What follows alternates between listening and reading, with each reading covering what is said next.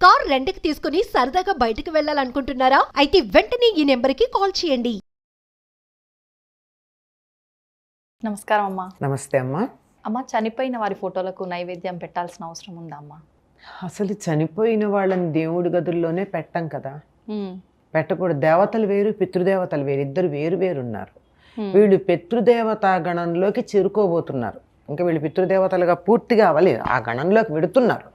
అందుకని మొదటి 10 రోజులు వెళ్ళరు గనక 11 రోజులు రోజు పెడతారు. ఆ తర్వాత కొంచెం ముందుకు వెళ్ళిన తర్వాత నెల రోజులకు ఒక రోజు జరుగుతుంది వాళ్ళకి. అందుకని నెల నెలా మాసికం పెడతారు, అప్పుడు పెడతారు ఆహారం. తర్వాత సంవత్సరానికి ఒక రోజు జరుగుతుంది. మనకు సంవత్సరం అయితే వాళ్ళకు రోజు అవుతుంది. అందుకని అప్పుడు సంవత్సరానికి ఒకసారి వారికి పిండ ప్రదానం చేస్తారు, తర్పణాలు ఇస్తారు, అది తద్దినమని పెడతారు కదా. అట్లాంటిది ఇంట్లో ఫోటో గుర్తుగా పెట్టుకున్నాము, వాటికి నైవేద్యం పెట్టడం ఏంటమ్మా?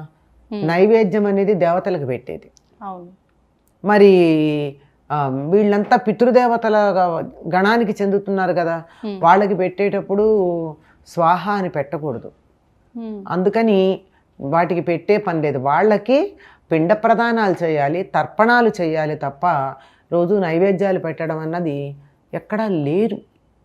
ఎందుకంటే ఆ పద్ధతే లేదు. నైవేద్యం పెట్టేప్పుడు ఏమంటున్నాం? గాయత్రి మంత్రం చెప్పి స్వాహ అని చెప్తున్నాం. స్వాహ అనంగానే అగ్నిదేవుడి పక్కన ఉండేటటువంటి స్వాహాదేవి దేవతలకి ఏ పేరు చెప్పామో ఆ దేవతలకి తీసుకెళ్తుంది. పితృదేవతలకి చెప్పేటప్పుడు స్వాహ అని చెప్పరు, స్వధ అని చెప్తారు. స్వధ అంటే అగ్నిదేవుడి యొక్క రెండో భార్య. ఇక్కడ భార్యలు ఉంటే మళ్ళీ గుర్తుపెట్టుకోండి, భార్యలు అనగానే ఆహాహా దేవతలు ఇద్దరేసి భార్యల్ని పెళ్లి చేసుకున్నారు, మేము కూడా చేసుకుంటామంటే భరించగలిగితే చేసుకోండి. ఇంగ్లీష్లో ఒక సామెత ఉంది, ఇద్దరు భార్యలు ఉన్న వాడికి పనిష్మెంట్ ఏమిటంటే ఇద్దరు అత్తగారులు అన్నట్టు. అట్లా అది వాళ్ళ శక్తులు అంతే, అంతకన్నా ఇంకేం లేదు. అగ్నిదేవుడి యొక్క ఒకానొక శక్తి స్వాహ, ఈవిడేమో దేవతలకు పట్టుకెళ్ళి ఇస్తుంది, అగ్నిలో వేసిన దాన్ని. స్వధ అన్నావిడ తీసుకెళ్ళి పితృదేవతలకు ఇస్తుంది. కనుక నైవేద్యం పెట్టేటప్పుడు నైవేద్యం అనగానే మీకు స్వాహ చెప్తాం కనుక దేవతలకు వెళుతున్నప్పుడు పితృదేవతలకు వెళ్ళదు కదా. పితృదేవతల పైన పట్ల ఐ రిపీట్, పితృదేవతల పట్ల మీకు ఎనలేని గౌరవం కనుక ఉన్నట్టయితే తప్పనిసరిగా వాళ్ళ తిథి నాడు తద్దినం పెట్టండి, పిండ ప్రదానం చేయండి. లేదు ఇంకా ఎక్కువ ప్రేమ ఉంది, మామూలుగా చూడండి 3 పూట్ల అన్నం పెట్టడానికి మధ్యలో స్నాక్ కూడా పెడదాం అనుకుంటాం పిల్లలకి. అట్లా మధ్యలో పెట్టాలంటే అమావాస్యకి తర్పణాలు ఇవ్వండి, పిండ ప్రదానాలు అక్కర్లా. తప్పనిసరిగా ఇలా కొన్ని సమయాలు ఉన్నాయి. అమావాస్యలే కాకుండా మొత్తానికి షణ్ణవతులు అంటారంటే 69, 94 ఏదో ఉంది. అన్ని రోజులు పితృదేవతలకు మనం తర్పణాలు ఇచ్చే రోజులు. తద్దినం పెట్టేటప్పుడు పిండం పెడతాం, మిగిలిన సమయాల్లో తర్పణాలు ఇస్తాం. లేదా ఎక్కడన్నా తీర్థయాత్రలకు వెడితే ముందు ఆలయంలో దేవుణ్ణి దర్శించుకోవడానికన్నా ముందు నదీ తీరాన నదో కొలను ఉంటుంది కదా, అక్కడ పితృదేవతలకి తర్పణాలు ఇచ్చి వీలైతే పిండ ప్రదానాలు చేసి చెయ్యాలి తప్ప నిత్యం చనిపోయినటువంటి వారి ఫోటోలకి నైవేద్యం పెట్టనవసరం లేదు. పెట్టినా బెళ్ళది చేరదు వాళ్ళకి. ఎందుకు చేరనప్పుడు? ఇప్పుడు ఉదాహరణకి అమెరికా వెళ్ళి అక్కడ ఏమన్నా కొనుక్కోవాలంటే రూపాయలతో నడుస్తుంది ఆ వ్యవహారం. ఏం చేయాలి? డాలర్లు మార్చుకోవాలి. ఆ లోకాల్లో ఉన్న వాళ్ళకి నేను ఇక్కడ పెట్టింది ఎలా పెడుతుంది? అక్కడికి ఎక్స్చేంజ్ ఉండాలి, విదేశీ మారకం ఇక్కడ, మరో లోక మారకం ఇక్కడ. దీనికి వస్తువుని ఆ లోకానికి ట్రాన్స్ఫర్ చేసేటట్టుగా దాన్ని మార్చి పంపించాల్సినటువంటి అవసరం ఉంటుంది. అది మంత్రంతో తర్పణాల ద్వారానే పెడుతుంది. వాళ్ళకి తర్పణాలు ఇస్తే చాలు. అయితే అమ్మ, ఇంట్లో ఏమన్నా ఫంక్షన్స్ జరిగినప్పుడు, పండగలప్పుడు ఫస్ట్ వండగానే వాళ్ళకు తీసి ఫోటో దగ్గర పెట్టి నమస్కారం చేసుకుంటుంటారు కదమ్మా, అట్లా చేయొచ్చా మరి? అక్కడేమీ మీరు నైవేద్యం పెట్టట్లేదుగా. నైవేద్యం పెట్టారా? పెట్టట్లా. అక్కడ పెట్టడానికన్నా ముందు ఏం చేస్తారు? ఇంట్లో పద్ధతి ఉంటే ముందు దేవుడి దగ్గర నైవేద్యం పెట్టి, ఆ నైవేద్యం పెట్టింది ఆ పితృదేవతలు తినరు. అందుకని వండిన దాంట్లో ఒక భాగం తీసి పక్కన పెట్టి మిగిలిందే దేవుడికి నైవేద్యం పెట్టి అప్పుడు దీన్ని తీసుకెళ్ళి అక్కడ పెడతారు. రెండు దేవతలకు నైవేద్యం పెట్టినటువంటిది పితృదేవతలకు పనికిరాదు, పితృదేవతలకు పెట్టినటువంటిది దేవతలకు పనికిరాదు. కనుక నేను రెండు విడిగా చేయలేను అని అనుకున్నప్పుడు ముందరే వండిన దాంట్లో దేవుడికి ముందర కాస్త తీసి పక్కన పెట్టి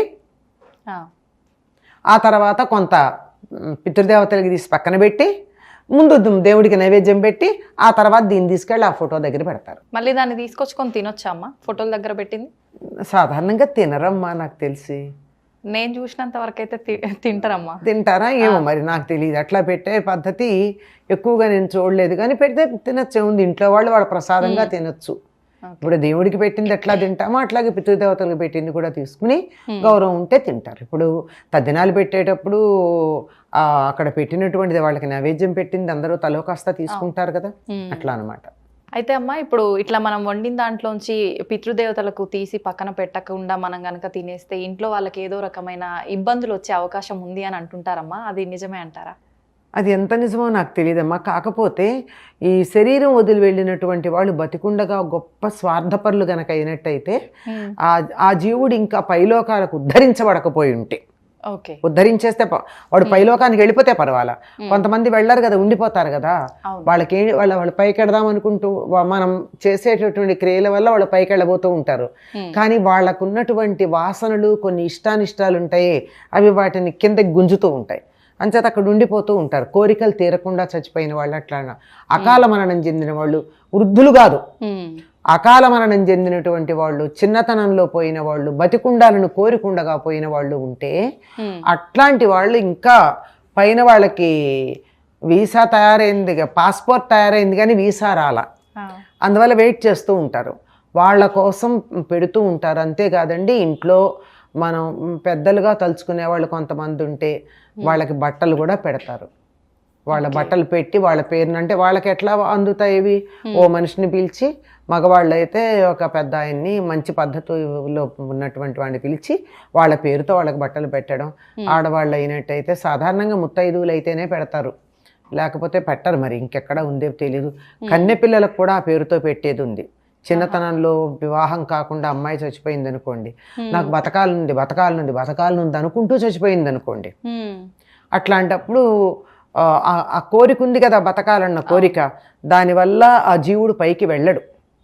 అందువల్ల ఒక పిల్లని పిలిచి, చిన్న పిల్లని, పెళ్లి కాని అమ్మాయిని పిలిచి ఆ అమ్మాయి పేరుతో ఆ పిల్లకి బట్టలు పెట్టడం. ఇప్పుడు అమ్మాయి తీసుకోవడం వల్ల ఏం ఇబ్బంది ఉండదు? ఏం ఇబ్బంది ఉండదమ్మా, ఏం ఉండదు. అలా పెట్టు, అది కూడా ఒక గౌరవంగా కూడా భావిస్తారు.